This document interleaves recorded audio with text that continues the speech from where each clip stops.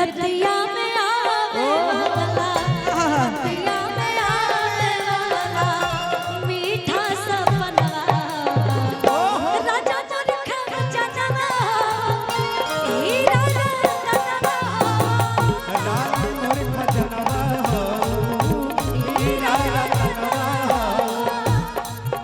अरे रतिया में आवे वाली, तू रतिया में आवे वाली मीठा सपना। देखिए जितना अच्छा आप गाते हैं उतना अच्छा आप डांस भी करते हैं। सही बात। मैं हाँ नहीं ऐसा नहीं। तो थोड़ा सा ठुमका लगवाया जाए और ऐसे बोल पा जाए। आपसे ही सीखे हुआ रहे हैं। एक बार फिर एक बार ठुमका लगवाएगा कि नहीं लगवाया जाए? लगवाया जाए ना, लेकिन साथ दीजिएगा ताली बजा के। अरे रतिया में आवे वाली, अरे मीठा सपनवा हो, खुशी मुर्खा जनवा हो, अरे के गहना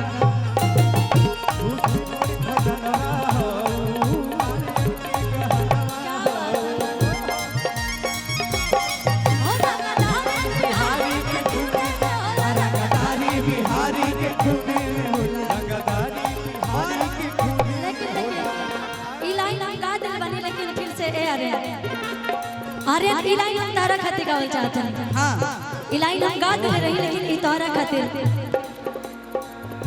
जितना मतलब सर्वगुण संपन्न आपको बोल दिया जाए तो उसमें कोई दो राय नहीं है। सही बात।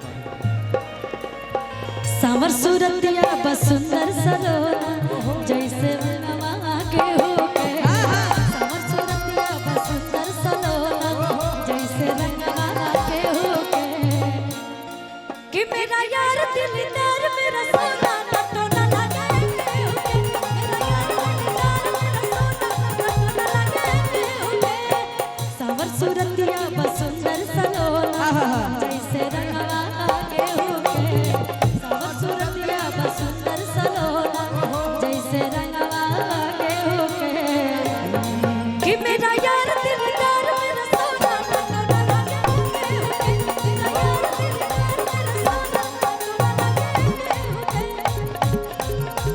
भैया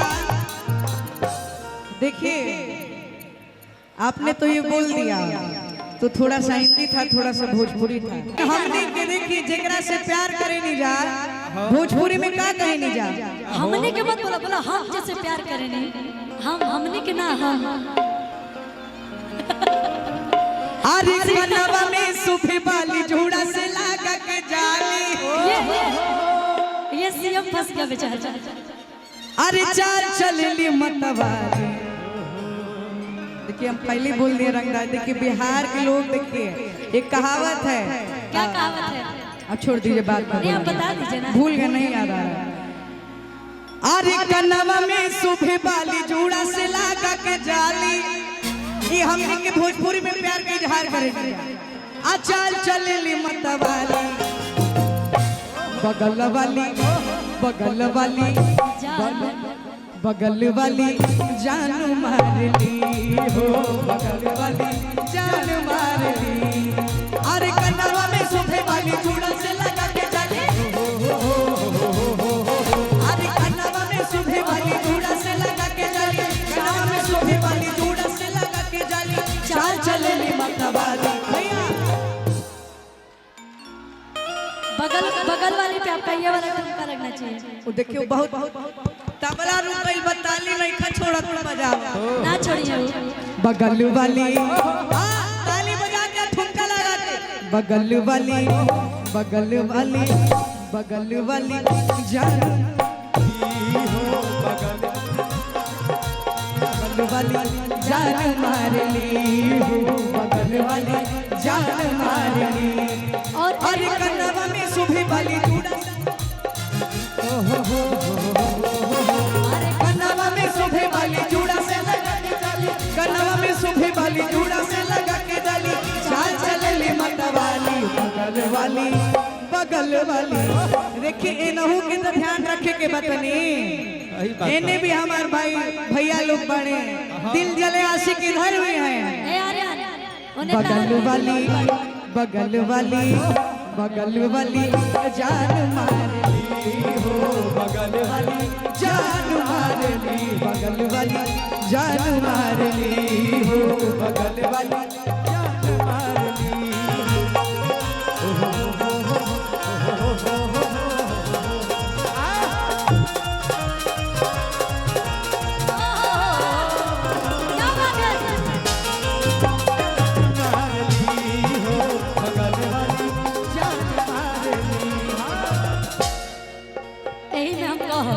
कहीं आज हमने के दरभंगा में बनी जा रहे हैं। हाँ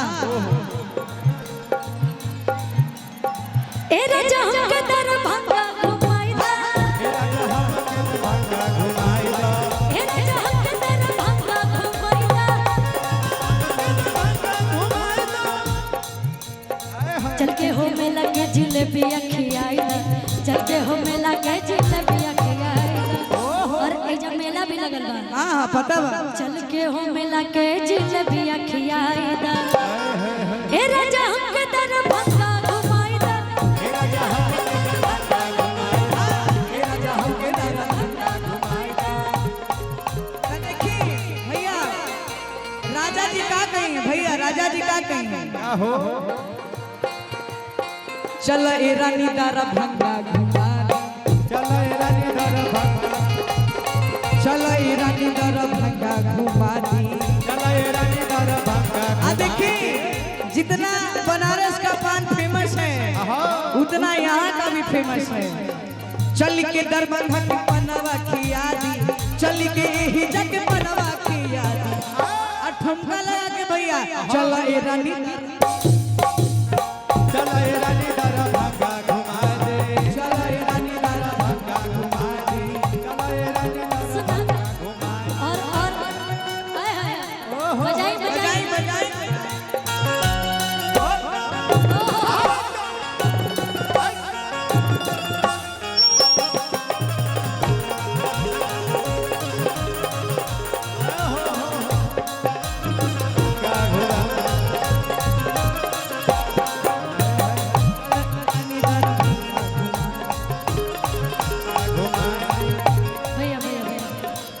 गठबंधन एमएलसी सोनू राय जी के जीत की खुशी में गनौरा तरबाड़ा पंचायत के आरजेडी के कार्यकर्ता जी की तरफ से बहुत बहुत सारा प्यार सम्मान और आशीर्वाद आया है।